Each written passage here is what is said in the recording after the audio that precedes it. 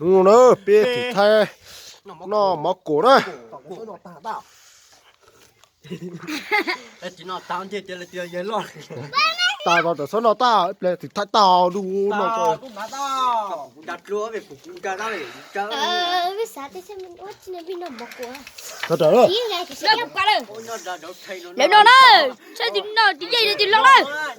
nhỏ nó đi nhỏ như là sao tổ ra tim ấy nhỏ trở đây chị này của. Xuống ra ở nhà. Xuống ra. Ý. ra ra Cho.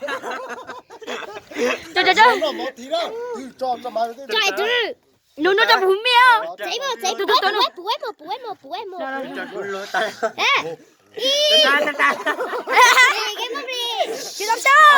tao chạy Ý. Mẹ. Nó. Tí nó. Là chị tí nó. Cho mọi nó. Anh nói tôi ra. Cho tí sẽ tiêu gì thì là chị luôn. Cái tụi nó rồi giá tụi nó tụi. Chị nó đây. Tí nó mà. Nhìn nó có bún nó đây. Tụi nó tí tê.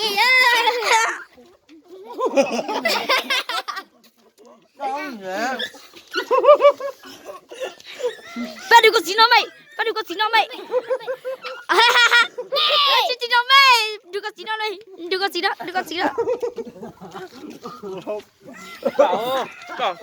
Ê, xin nó này. Ok, ok, nó tin nó.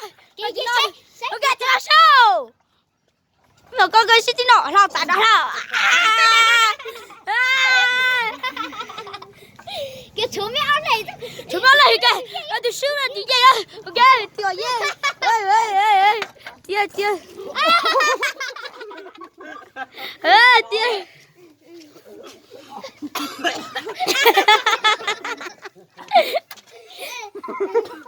Ôi yeah.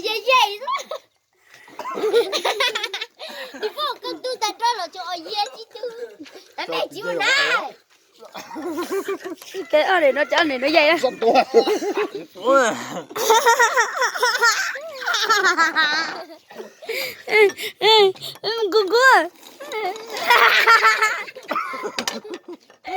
ôi gì nữa Nó là bà dày đó. Bà tự kỹ đó. tao đi đấy tao cái số này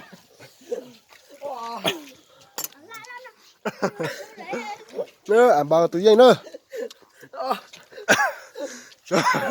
bây giờ nó lo để suy ra đó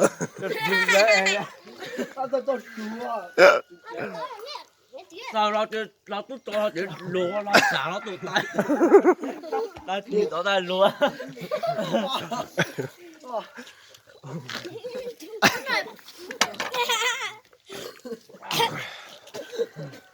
phô mong ca được ở giúp ta nữa à bà tự nhiên nữa tụi thì bà lo tụi thì bê chứ tao tụi thì plau này tao xí này